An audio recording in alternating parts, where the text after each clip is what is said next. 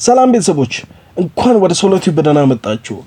ቤተሰቦች በዛሬው ቆይታችን እስከ መጨረሻው ልታዩት የግድ በሚል የተሻለ ህይወት ለመኖር በጥናት የተረጋገጡ 5 የስነ ልቦና ሳይንስ ጥቅሞች ዙሪያ ትኩረት ያደርጋል። እስከ መጨረሻው እንድትከታተሉ በትህትና ጠይቃለሁ። መልካም ቆይታ። ቤተሰቦች ዛሬም እንደተለመደው ወደ ዋናው ርዕሰ ጉዳይ ከመግባቴ በፊት እስኪ እጅግ አስተማሪ የሆነ መንደርደሪያ ላቀርብላችሁ።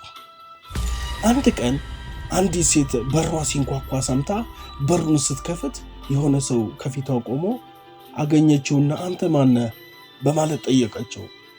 ሰውየውም እንዲህ በማለት መለሰ፣ ስሜ ያለፈ እባላለሁ፣ ከአንቺ ጋር ዘመድ ነኝ። ያደረግሽውንና ከዚህ በፊት በአንቺ ላይ የደረሰውን ሁሉ አዘጋጅቻለሁ። ከዚያ ሴትዮዋን በጥሞና ካዳመጠችው በኋላ ጠየቀችው፣ ስለዚህ ምን ልረዳህ እችላለሁ? ሰውየውም ምላሽ ሰጠ፣ እርስ በርስ እንድንነጋገር እፈልጋለሁ፣ የምነግርሽ ነገር አለኝ። ሴትዮዋም ፊቱ ላይ በሩን ዘጋችው። ከዚያም ጮኸችው፣ ሂድ፣ ጥፋ፣ ከዚህ በኋላ ተመልሰህ እንዳትመጣ በማለት ከጥቂት ጊዜ በኋላ ሁሉን ስትከታተል የነበረች ጎረቤት ወደ ሴትዮዋ መጣ። ምን ነው ያንን ሰውዬ በሩን ዘጋሽበት? ችግር አለ? በማለት በተጠይቃት እሷም የስነ ልቦና ጥቅሞች ያየሽው ያለፈው ዘመኔ ነው፣ ባስገባው ነገዬን አጠፋል በማለት መለሰችላት። ስለዚህ ያለፈው ማንነት ሲያንኳኳ መልስ አትስጥ። ምንም አዲስ ነገር የለውም፣ ላንተ የሚነግርህ የለውም። የኋላህን ካለፈው ነገር ካልተውክ የወደፊት ህይወትህን ያጠፋዋል። ትላንት ለወሰደው ሳይሆን ዛሬ መስጠት ላለብህ ነገር ኑር። ውድ ቤተሰቦች ለመሆኑ ስለ ስነ ልቦና ሳይንስ ምን ያክል ያውቃሉ? እስኪ ትንሽ እንደ መግቢያ እንወያይ። ሳይኮሎጂ ወይም ስነ ልቦና ምንድን ነው? ስነ ልቦና በታሪኩ ውስጥ የተለያየ ትርጓሜ ይዞ የመጣ ሲሆን አሁን በደረሰበት የእድገት ደረጃ ግን አብዛኛዎቹ ተመራማሪዎች የሚስማሙበት ትርጉም ይህን ይመስላል። ሳይኮሎጂ ከሁለት የግሪክ ቃላት ሳይኪ እና ሎግስ የሚሉ ቃላቶች የተወሰደ ነው። ሳይኪ ማለት ማይንድ ምንለው ወይም ነፍስ፣ አእምሮ፣ መንፈስ ሲሆን ሎጂስ የምንለው ደግሞ ዲስክሎዥር ወይም ገለጻ፣ ጥናት ማድረግ ማለት ነው። በዚህ መሰረት ስነ ልቦና ማለት ስለ ባህሪና የአእምሮ አሰራር ሂደት የሚያጠና ሳይንስ ነው ማለት ነው። ባህሪ ስንል ማንኛውም የምንጋራቸውና በአይን የሚታዩ ነገሮች ሲሆኑ የአእምሮ አሰራር ሂደት ደግሞ በአይን የማይታይ ግን በተግባር የሚገለጽ ነው። ሳይንስ ደግሞ ስንል የሚያልፍባቸውን ሂደቶች ስለሚያልፍ ነው። እርሱም ኢምፔሪካል ወይም በሙከራ የተረጋገጠና መመልከት የምንችለው። ውድ ቤተሰቦች በጥሞና ተከታተሉኝ። ምርጥ ሀሳቦች አሉ። ኦብጀክቲቭ ስንል ከግል ስሜት ጋር ያልተያያዘና ከገሃዱ ዓለም ጋር እየተገናኘ ማለት ነው። ሲስተማቲክ ስንል በስርዓት የተቀረጸና የሚሰራ። ሪፕሊኬብል ስንል ደግሞ ውጤቱ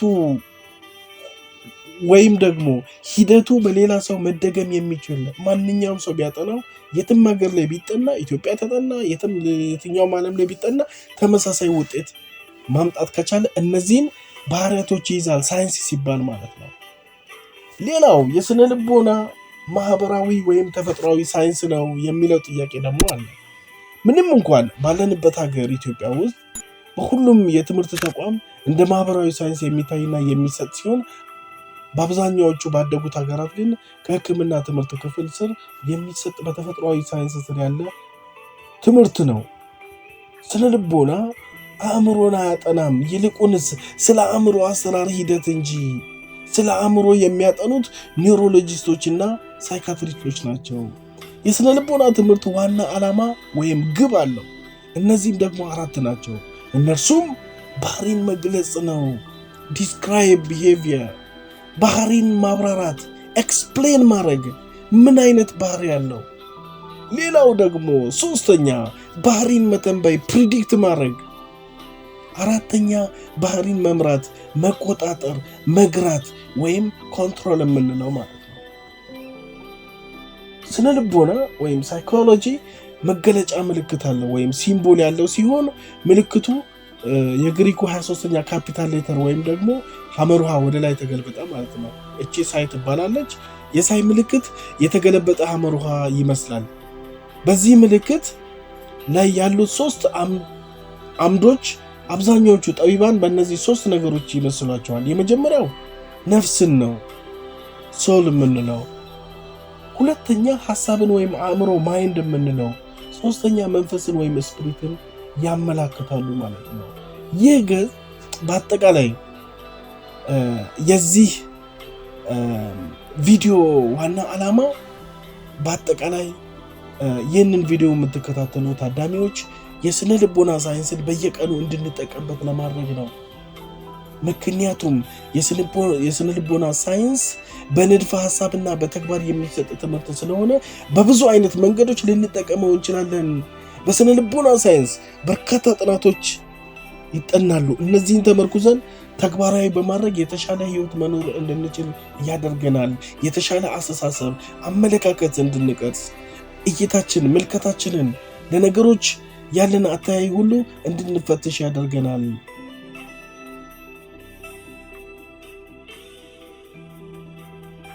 ቤተሰቦች ለመሆኑ በጥናት የተረጋገጡ 5ቱ የስነ ልቦና ሳይንስ ጥቅሞች የትኞቹ ናቸው?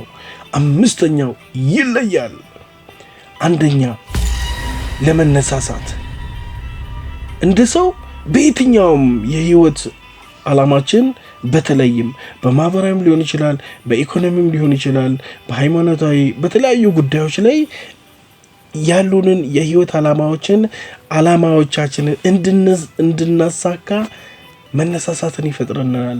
ለምሳሌ ዓላማችን ከተለያዩ ካለንበት ሱስ ውስጥ ለመውጣት ሊሆን ይችላል፣ ያንን ለማቆም ሊሆን ይችላል፣ ክብደት ለመቀነስ ወይም ደግሞ አዲስ ቋንቋ ለመማር ሊሆን ይችላል። ይህንን ለማድረግ ያለን ወይም የሚኖረን መነሳሳት እጅግ በጣም ወሳኝ ነው።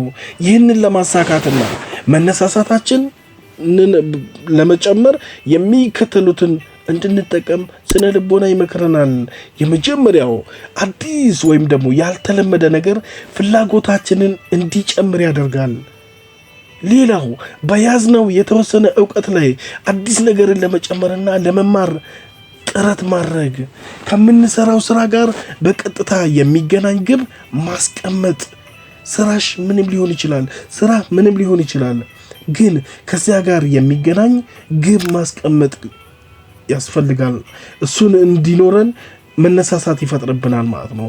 ሌላው ደግሞ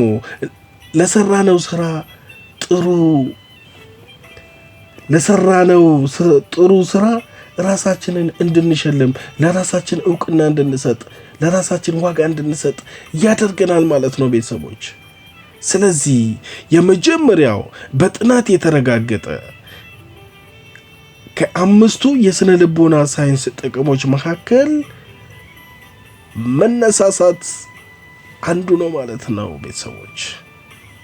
እንቀጥላለን። ውድ ቤተሰቦች ለቻናሉ አዲስ የሆናችሁ ቻናሉን ሰብስክራይብ ማድረግ እንዲሁም ደግሞ ቪዲዮ ላይክ፣ ሼር ማድረጋችሁን አትርሱ።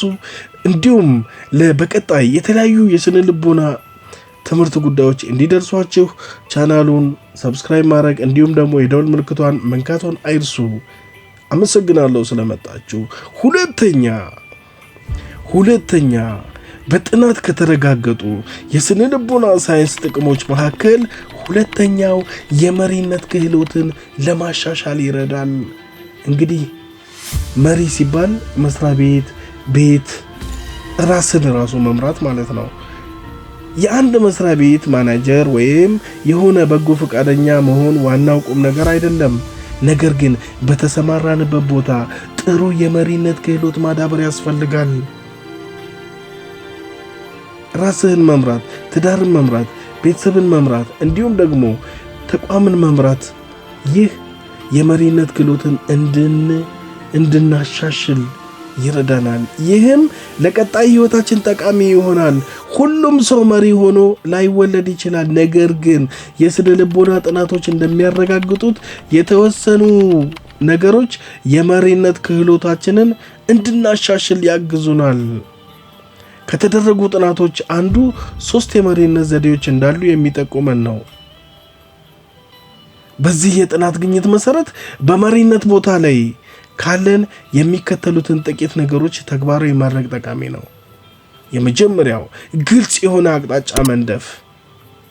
እንግዲህ እንደ ግለሰብ ሊሆን ይችላል፣ ቤተሰብን መምራት ሊሆን ይችላል፣ ሀገርን መምራት፣ ተቋምን መምራት ሊሆን ይችላል።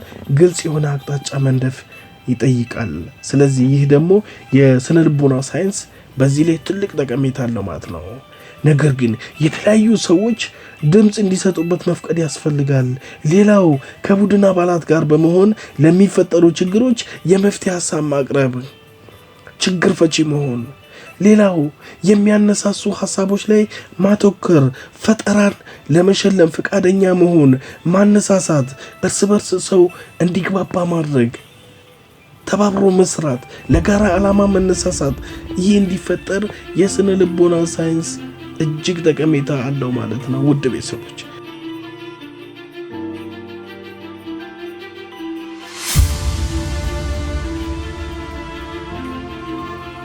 ሶስተኛ የተሻለ ተግባቢ ለመሆን ተግባቦት ከምንፈጽመውና ከምንናገረው በላይ ነው። ጥናቶች እንደሚያሳዩት በድምፅ የማይገለጹ ንግግሮች ትልቁን የተግባቦት ቦታ ይዛል። ስለሆነ ጥሩ መልእክት ለማስተላለፍ ራሳችንን በምልክት፣ በአካላዊ ቋንቋ፣ በሚገለጹ የመግባቢያ ችሎታዎች መግለጽ፣ የሌላውንም ምልክት ማወቅ መቻል ወሳኝ ነው። ስለዚህ የሚከተሉትን መጠቀም ግድ ይላል ማለት ነው። የመጀመሪያው ጥሩ የአይን ለአይን ትኩረት ይኑሮት። ያለ ቃላት የሚገለጹ እንቅስቃሴዎችን በሌሎች ላይ ልብ ብለው ለማየት ይሞክሩ። የሚያስተላልፉት መልእክት የበለጠ ለማገዝ ሲናገሩ የድምፅ ቅላጼውን ያስተካክሉ። ስለዚህ ሶስተኛው በስነ ልቦና ሳይንስ ጥናት የተረጋገጡ እጅግ የስነ ልቦና ሳይንስ ጠቀሜታ ወይም ጥቅም ከሆነ ውስጥ አንዱ ወይም ሶስተኛው የተሻለ ተግባቢ ከሰዎች ጋር መግባባት እንድንችል ያግዘናል ማለት ነው። ቤተሰቦች የትኛውም ቦታ ላይ የትኛውም አይነት የትምህርት ዝግጅት ሊኖርሽ ይችላል። ነገር ግን ይህ ከሰዎች ጋር መግባባት ግድ ነው ማለት ነው።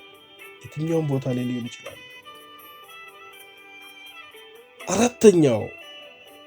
አራተኛው በስነ ልቦና ሳይንስ እንግዲህ በጥናት የተረጋገጡ የስነ ልቦና ሳይንስ ጥቅሞች ከሆኑት መካከል አራተኛው ሌሎችን በተሻለ ለመረዳት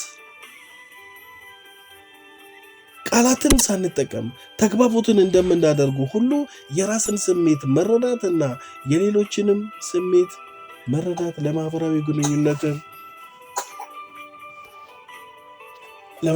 ግንኙነትም ሆነ ለሙያዊ ህይወት ጠቃሚ ነው። የስሜት ብልህነት ማለት የራሳችንን እንዲሁም የሌሎችን ስሜት የመረዳት ችሎታ ማለት ነው። የስሜት ብልህነት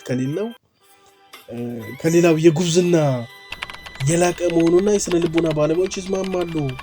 ይህንን ብልህነት ለማጣጣም የሚከተሉትን መንገዶች መጠቀም ያስፈልጋል። ስለዚህ ሌሎችን መረዳት፣ እኛንም እንዲረዱን እኛም ደግሞ ሌሎችን መረዳት ያስፈልጋል። የመጀመሪያው የራስዎን ስሜትና ለስሜቱ የሚሰጡትን ምላሽ በደንብ መፈተሽ ያስፈልጋል። ስሜቶንና ልምዶን ለመገንዘብ መሞከር ያስፈልጋል። ራስዎንና በሌላው ቦታ አድርገው ለማየት ራስዎን በሌላው ሰው ቦታ ላይ አድርገው ማየት ያስፈልጋል ማለት ነው። ስለዚህ የስነ ልቦና ሳይንስ ከሚሰጣቸው ጥቅሞች መካከል በጥናት ከተረጋገጡ ማለት ነው አራተኛው ምንድነው ቢባል ሌሎችን በተሻለ ለመረዳት ይረዳል ማለት ነው። ውድ ቤተሰቦች እንኳን ወደ ቻናሉ በሰላም መጣችሁ።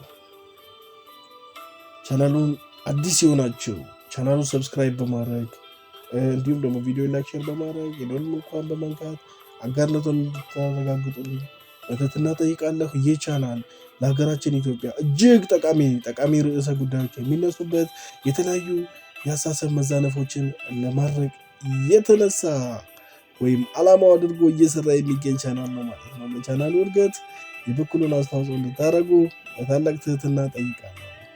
አምስተኛው የበለጠ ትክክለኛ ውሳኔ ለመወሰን ይረዳል። የተለያዩ ስነ ልቦና ሳይንስ ጥናቶች ለውሳኔ የሚያስፈልጉ መረጃዎችን ይጠቀማሉ።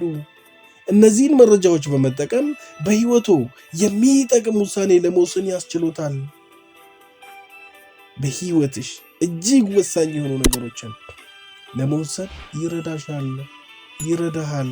ትላልቅ ውሳኔዎችን ሲወስኑ ባለ 6 ቆብ አስተሳሰብን መንገዶች ይጠቀሙ። ይህም ማለት ሁኔታውን ከተለያየ አቅጣጫ ማየት ማለትም ከምክንያታዊነት፣ ከስሜታዊነት፣ ከደመነፍሳዊ፣ ከአዎንታዊ፣ ከፈጠራና ከአሉታዊ እይታዎች አንጻር መመልከት ያስፈልጋል። ውሳኔው ከሚያስከፍለው ዋጋና ከሚያስገኘው ትርፍ አንጻር ማመዛዘን ያስፈልጋል። ነገሮችን ከፋፍሎ ነጥብ የመስጠት ዘዴን በመጠቀም ለእያንዳንዱ ምን እንደሚያስፈልግና ከዛም የሚገኘውን እርካታ ማየት ይቻላል። ውድ ቤተሰቦች በዛሬው ቪዲዮ ጠቃሚ ነገር አግኝተንበታል ብላችሁ የምታምኑ ከሆነ ለቀጣይ ስራዎቼ ስለሚያግዘኝ ቪዲዮ ለሰው ልጆች እንዲደርስ ቻናሉን ሰብስክራይብ፣ ቪዲዮ ላይክ፣ ሼር እንዲሁም ደግሞ የደወል ምልክቱን መንካቱን አይርሱ። በተለያዩ ማህበራዊ ግንኙነቶች፣ የትዳር፣ የልጆች የስብዕና ግንባታ ስልጠና እንዲሁም ደግሞ የላቀ የትምህርት አቀባበልና ሌሎች ማህበራዊ መስተጋብሮች ምክርና እገዛ ቢያስፈልጉ አድራሻዎትን በአስተያየት መስጫው ኢንቦክስ ያደርጉልኝ። ስለተከታተላችሁ ምስጋና የላቀ ነው። አመሰግናለሁ።